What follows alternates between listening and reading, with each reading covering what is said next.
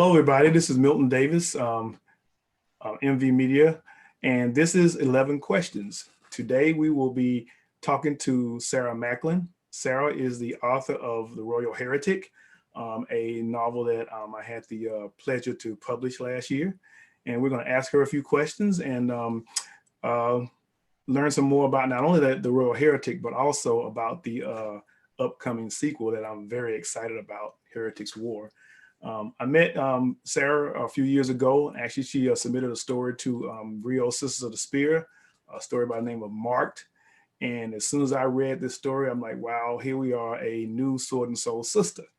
And Sarah does an excellent job with action and adventure, and she has made some great contributions to Sword and Soul. And the Royal Heretic is one of those. So I'm going to introduce Sarah again. Hey, Sarah, how you doing? Hi.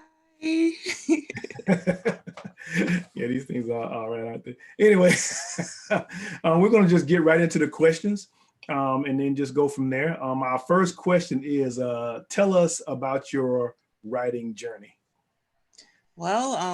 I have been writing ever since I was little. My elementary school teachers got us into poetry, actually. I didn't start writing stories until I was in about fifth grade. But when I was 14, my mother allowed me to get a subscription to the science fiction and fantasy book club. And she allowed me to go buy my own books. And whatever money I had went towards books. And after that, I decided that I was going to write it. And ever since then, I've been writing stories. That's great. I mean, I think most authors start off as readers. Okay, you can't be a writer without being a reader. No, And no. as I can see behind you, just like you can see behind me. This is the cut down version Oh, because I only have two shelves. I have like three trunks more in the garage. oh man, you sound like me. I mean, every year I have to make a decision what goes to Goodwill and and what stays in the house, that kind of thing. Well, let's get into it. Let's talk about the Royal Heretic. Give us a synopsis of this book and what it's about. Well, the Royal Heretic is the story of an empire. Um, the ruler, the Net Kole, which to them means the voice of the gods, he, in his grief over his late son, declares that there are no gods. And he decides that the rest of the empire is going to follow what he believes and force them to believe it. And everybody says no. So this is with this story, I wanted to craft the downfall of an empire. Mm-hmm. And this is, let me go ahead. Go ahead. But it's a story about how through this decree, how the different sections of the empire react to such a, for them, life changing notion. So yeah. Well, I mean, when I first read it, it blew me away. I mean, I was like, man, I'm reading this book and I'm just like, just going from page to page. And as soon as I got done with it, I was like, okay, where's the rest of this? Where's the rest of this? This is great. I mean, it's really exciting. It's the best sword and sorcery, sword and soul book that would be released last year. And I read a lot of books from different authors, and I'm just amazed with it. But tell me, what inspired this story? Where did this story come from? Well, I guess the true origins of it, when I learned that the Sahara, like 5,000 years ago, was like a lush grassland, and thinking about all the things that could be hidden out there because of all the desert sands and how they found rivers and, petroglyphs on the walls.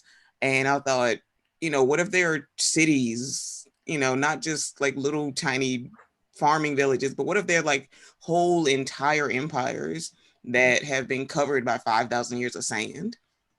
And then the second part, I love reading about history. All my friends know, you give me a history book, I will thank you forever, and there'll probably be a novel out of it. But in the middle of pretty much in the middle of Egyptian history, you have a period called the Amarna dynasty, where the pharaoh took them from a polytheistic society to a monotheistic society, and basically made the demand that everybody follow the god that he pretty much made up. And he declared himself high priest, and all the other priests were thrown out, and he moved the capital. And as soon as he died, Egypt was like, we're going to forget that, strike his name from the books. That's just a dark chapter in history. Let's move on. But I wanted to explore what it was like during that time, where all of a sudden you have an entire like cast, the priesthood, who were like thrown out on the streets, and people who'd been worshiping these gods for centuries, millennia. All of a sudden you're supposed to just uproot your life and worship this one deity you've never even heard of. Nobody's heard of. Yeah. So it was just, I like to explore these ideas, and usually it's just through writing a story. Yeah, you did an excellent job with that. But when you brought up something that I wanted to talk about a little more too, because it comes up a lot when we're talking about fiction, it's the whole concept or the ideal of Egypt. And there's even though the more we go along, the more truth we get about the history of Egypt and the people of Egypt, or Kemet, whichever you want to call it. There's been very few books that I've come across in fiction that talk about Egypt from I'm going to say, an Afrocentric standpoint. Yeah. Most of the time when we run into Egypt, we see the people and the characters being a lot paler than they should be, especially when you're dealing with early Egyptian history. What are your feelings on that? That's one of the reasons why I was so excited about this book, was because it comes from that history. So, but what are your feelings on that? Well, a lot of books, especially when they deal with Egypt, only handle it from the Ptolemaic Empire on, when Alexander came through. And it's like, yo, that was like the last hurrah of the great ancient Egyptian empire. There's like 3,000 years of history to mine. And the fact that they touch on the Israelites and Cleopatra, and that's it. Mm-hmm. And it's like there's nothing in between. Nothing else matters. The early empire doesn't matter. The whole time where they were conquered by Nubia doesn't matter. And it's like it covers like 5,000 years of history, and it just upsets me that very few fantasy, especially fantasy books, don't delve into the rich history of it. And shoot, Africa at large. I mean, for me, it was like dealing with the Sahara being a savanna that connects, West Africa and the rest of Africa to Egypt so easily, that it's like, think of the cultures that were going back and forth and all the ideas that were being played with. And it's like, it's a literal gold mine. And it upsets me. Well, let me ask you, since you talked about, and you know how the publishing industry works, how much do you think is authors are not writing about it, or publishers not publishing it? I think it's a combination of both, because I think that Egyptian fantasy has been so whitewashed that a lot of authors of color don't necessarily want to deal with it. And on the flip side, publishers have such a whitewashed image of Egypt that if anything comes in that, overturns the apple cart, they don't want to publish it. So it's like I'm happy that N.K. Jameson's Dream Blood duology is out there, because that was like the first one I've ever read that I knew for sure those people have some color, and it's not, romanticizing, oh, they're just, the little fringe of the Mediterranean. They're practically Greek. Don't worry about that. Don't worry about their hieroglyphics where they were painted brown. Forget it. All Elizabeth Taylor. Um, but it's like it's a combination of both, where I don't think people don't want to touch it because of Egypt's history in media, and the publishers, they don't, unless it's like I said, Elizabeth Taylor, they don't really want to mess with it. Yeah, because even in my experience as a publisher and a reader, I probably read about 3 or 4 books that have used Egypt as a backdrop. There was a sister back that had her name was Kandake Springs, and she had a series that was based in Egypt, and it was an indie published book. We had one author that actually we published a story in Griot's Sister the Spear, which dealt with Egypt from the standpoint of Cush. Yes. And I know that the author, Brother G, has done some work that's based on Egypt as well. But like you say, it's something that people don't very rarely touch on. They talk about it a lot, but even when we talk about Egyptians being presented as brown skinned people in video, the only thing we really have is Michael Jackson's "Remember the Time" video. you know, I mean, really, it's funny, but it's true. That's about the only thing you can pull up and just see it like that. So Yeah. it's refreshing to see your book, using that as a backdrop. One of the questions I had, this is something that the reason I'm asking this question, because it is something that I've seen common with Sword and Soul stories. Um, what's the significance of the spirituality in the Royal Heretic? I mean, you touched on it before when you talked about where you got it from, but when you were writing the book, I guess, how important was it for you to include that within the book? It was, excuse me, it was important to me because I'm using 3 distinctly different cultures in the book. And I had to make sure that while they all follow a pantheon, I had to make sure that each of them had their own separate relationship to their pantheons, because they are different cultures. Mm-hmm. Like the southernmost culture, they do believe in, their ancestors are still around and interceding in things.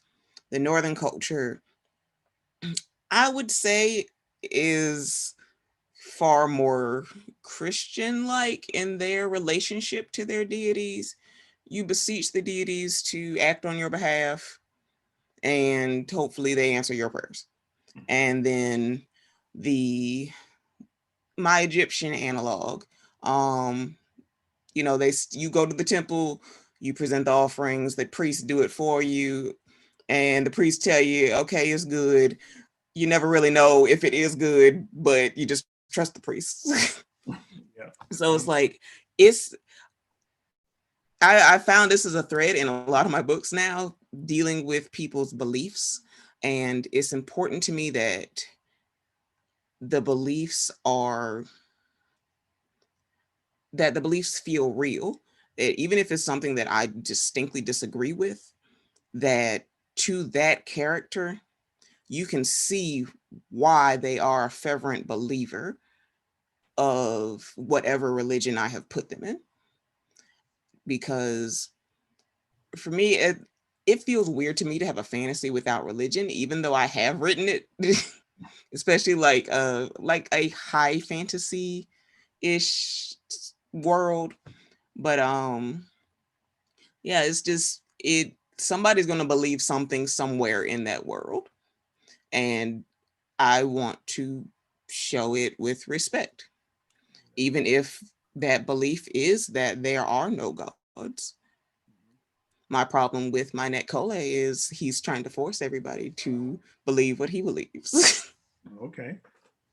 And that, I mean, that's one of the things I really like about the story is how your characters are very distinct and how they are going along their different paths related to their spirituality and the decisions that they're making. And I think that was one of the best parts of the book is how, and I'm not going to give away too much of the book, but how when people were in contact, how how they responded to it and stuff like that. I felt like it was very real, and from that standpoint.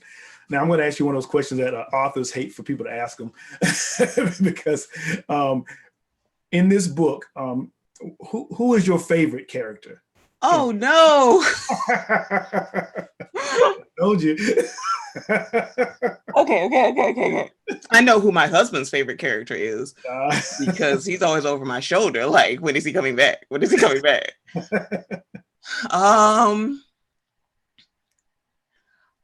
Ooh. Crap. Probably my assassin priest, Newa. Yeah. Because he actually is an unapologetic reskin of a character that I made up in college. I made up some like secret priest, secret society force for an emperor from an old story, and I loved them so much. It was like, if I salvage nothing else from that book, which was horrible, I will save them somehow. So I was like, no, we're gonna rewrap him up and we're gonna put him in this book, and I will just find a way. Like, hey guys, get on the boat. We're gonna take you somewhere else. Exactly. You're gonna be a new person. It'll be great. It'll be great. Yeah. Everybody else, don't worry. You guys come with me. I got some place for you. Well, my was another character that I like the most. And I'm sitting here trying to think of her name right now, but she was. But again, let me not talk about it because I don't want to give away anything in the book. But I just like this book so much. That's what. Now, like most people who have read the Royal Heretic, we're all anxious for the next book. And when you told me that you were putting the finishers touches on the Heretic War, I was like, doing the safety dance and stuff. I'm like, oh right, man, we get to see the rest of this stuff. A couple of people that did reviews on it was like the same thing. As soon as they finished the book, they were like, oh man, this is great. When is the next one going to come out? And the title of this one is going to be Heretic's War, right? Correct. Okay. So would you mind giving us a synopsis of what this story is going to be about? Now, I know for people who haven't read the first book, please cover your ears. Yes. This is going to be a spoiler, but for those of you who have read the book, please turn up your speakers so you can find out what's going to be happening in the next book. Well, in this book, the emperor goes to war. He has declared war on the North that has rebelled against him. Unfortunately, there are going to be some complications. And in the South, they need a new leader while dealing with their occupation, who will take them into a, unfortunately, war with their neighbors. So in this book, the empire will be fractured. Yeah, there's one particular character in the end, and again, people who haven't read the book, please keep your hands over your ears. That when they were finally in contact with one of the gods, I guess you can say the rules or whatever what they were told to do kind of surprised me. Because everybody else was told to do one thing, and then that person was told to do something else, and I was like, wow, now what is this? I did not catch this one going, so I'm really looking forward to see how that pans out in Heretic's War. And since we're talking about Heretic's War, would you be kind enough to read us a small segment from that book? Absolutely. All right, let's see here. All right, I will read the first section of Heretic's War, or at least most of it. So let's see. It was hard to sing when one's feet hurt. Aranemo raised his rich baritone and ignored the throbbing in his heels. Behind him stretched the column of mourners, nearly all of Nsongo's populace, and ahead warriors carried the body of his niece and leader. It was usually a joyous affair, Adara joining the ranks of their ancestors, but not this time. To have such a young leader taken away so soon after being chosen had cast a damper on the city's spirits. Already so many had been lost in the war against the northern Ega. Ishaki had put an end to it, surrendering before their army was completely wiped out. Now she was gone. Ashaki's reign was a salve on the raw wound of occupation, a tiny sliver of hope that the people of Nsongo's lives wouldn't be completely crushed under their new masters. With her death, they found themselves in a state of limbo again. They didn't even understand how she, a warrior fit and still in her prime, could have suddenly succumbed. Aranemo looked at the shrouded body ahead of him, knowing the twisted face underneath. Her death had a very simple explanation. Poison. It was the least she deserved. He grimaced as he stepped on a rock that stabbed his foot despite the leather of his sandal. He was going to make this quick. There were far more important things he and the council needed to speak on. The sight of his family mausoleum filled him with relief, and he struggled to keep his face straight. The great column stretched high above them, a towering monument to the impressive warriors of their line. Nearly 100 names were already inscribed on it, and soon Ashaki's name would be as well. The procession stopped before it, and Aranemo craned his head upward to look at the monument. In his lifetime, he'd already seen his father, his brother, all 6 of his nephews, and several of their spouses have their names engraved. He looked around at the rest of the graveyard, family spires thrusting up towards the heavens, demanding the gods' notice. There were so many names carved over the last 13 years. It was heartbreaking. A gentle hand on his arm brought him back to his task. The warriors were carrying the body down into the mausoleum. Aranemo nodded his thanks to his assistant, then cleared his throat. Desperately wishing for a bit to drink, he started singing a different song, a different rhythm, a more upbeat one, commanding the attention of the mourners, and it reminded them that this was a time of celebration. Other voices joined in, and as the tomb was being resealed, dancers began their part in front of it. The song rose in fervor until the very air was filled with it. The song was a plea as much as a command. See our great leader. See how much we love them. See their great works and welcome them to their eternal home. As the song ended, the last of the bricks was laid and clay smeared over it to seal it. Aranemo heard someone wailing behind him and knew the cry of his wife immediately. He had to resist a sigh. She and Ashaki had been close, almost a second mother to her. Aranemo looked over to her as she came forward, assisted by their son. Normally, there would be a host of relatives to gather around the committal, but now there were 3. People began to come up to pay their respects. Ashaki's in-laws at the front. The couple were solemn, holding hands as if they would fall if they let each other go. Aranemo bowed his head. They gave him a warrior's greeting. Has anyone heard anything from Masola? The husband, Kakame, asked quietly as their wives hugged. Not a word, he responded. Hopefully she'd been taken care of by brigands by now. She's completely disappeared. I can't understand why she would run away. If something was wrong, she knows she could have come to us. Aranemo nodded, remembering the night he told his great niece to leave Nsongo. I've sent men to look after her. A girl alone in the city, or worse yet, on the road. Anything could happen to her. I pray we find her every day. As do we. They moved on, leaving Aranemo relieved that he didn't have to keep up this facade of concern about his grandniece. Her absence today was surely noted, and the fact that she disappeared the night her mother died had been the source of a host of rumors. It was as it should be. He went through the motions of accepting and thanking the other mourners for their concern and blessings on his house. There were the heads of the other great households of Nsongo. Behind them came Daras from other lesser cities. He bristled at having to bow, even slightly, to them. He looked about for the Daras of the other principal cities of the south, but he didn't see them in their proper place in the procession. Aranemo frowned, but shook the feeling off. Surely they'd been delayed by travel and were near the back. High Priest Aranemo, purred a voice. A woman decked in a long trio of pearl necklaces bowed before him, flanked by two other men. One wore heavy iron bracelets and an iron choker. The other had a necklace of intricately carved beads depicting forest scenes. Aranemo checked his frown as he nodded to them.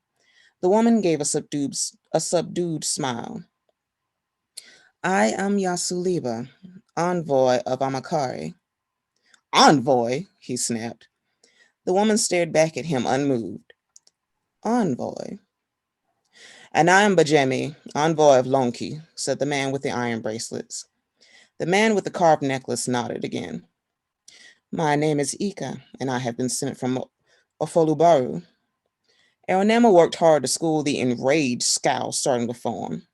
Amakari, Lonki, and Ofolubaru, the three other cities that could dare rival Nsongo, and they sent envoys to such an occasion. He drew himself up to his full height, ignoring the cracking of his back. I find it odd that the Daras of such prestigious cities could not find their way here to celebrate the passing of their great Dara.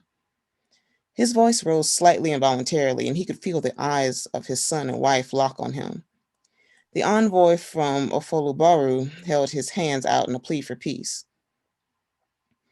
I do not presume to know why my Dara did not come. Her decisions are hers alone. I am merely a servant. The woman sniffed. My Dara, on the other hand, feels that he's done more than enough to honor the traitor of Nsongo. The air was suddenly charged as if lightning were about to strike. Aranemo took several deep breaths to try to calm himself down.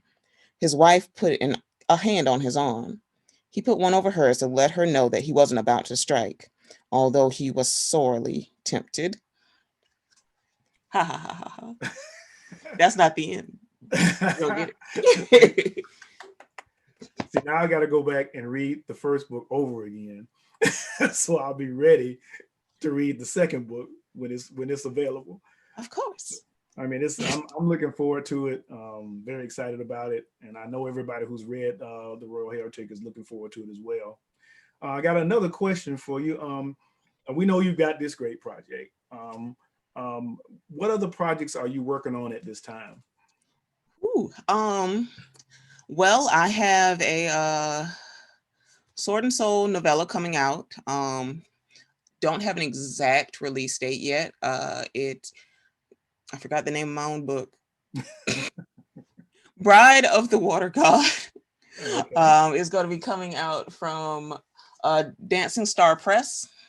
I'm very happy. Her first two novellas were also by Black authors. So I'm very happy to be amongst the first five. Okay. So I have that. I'm currently helping co-write the Sorghum and Spear comic book series with Dedrin Sneed. And I am hoping to come out with my first solo graphic novel this year. It's a little more comedy. I tend to do comedy when I do comics, but it is called The Violent Vixens. It is about 4 older villainesses who decide to do one last job for old time's sake. Oh, okay. That sounds fun. That's one thing I forgot to bring up that I should have mentioned as well, is that not only are you an author and a writer, you're also an artist. Yes. And so I see that you're building your repertoire, your talents, and your library in all those different directions, which is great. Yes. You know, to see you taking advantage of all your talents and stuff, and we're looking forward to all those projects as well. So now that we've got what's going on with you, how do we keep in contact and follow you? You can, let's see, on Facebook, I'm just under Sarah Macklin. Um, be perfectly honest, I check you out before I accept your friend request. So be on the up and up. That's the right thing to do. I do most of my stuff on Twitter. I'm at Killian Fantasy, KILLIAN Fantasy. It's named after my home area. Um, and on Instagram, I am Sarah_Macklin. Okay. Well, Sarah, thank you for coming and speaking with us today. Like we were talking about, Sarah's, this is actually Sarah's debut novel, Yeah. which is another reason why I'm so proud to be able to publish this book. It's The Royal Heretic. It's available now directly from MVmedia, www.mvmediaatl.com. It's also available on Amazon. It's available through Barnes & Noble. It's available anywhere books are sold. You want to go ahead and get it now because you want to be ready when Heretic War comes out. Yes. And if you've already read it and you've enjoyed it, like we always tell everybody to do, please take the time to share a review on the book, because reviews help, get the word out and help support the author as well. And so once again, thank you guys for coming to listen to 11 questions. Thank you, Sarah, for coming and reveling us with your information. And we'll see you guys again soon. Take care. Thanks.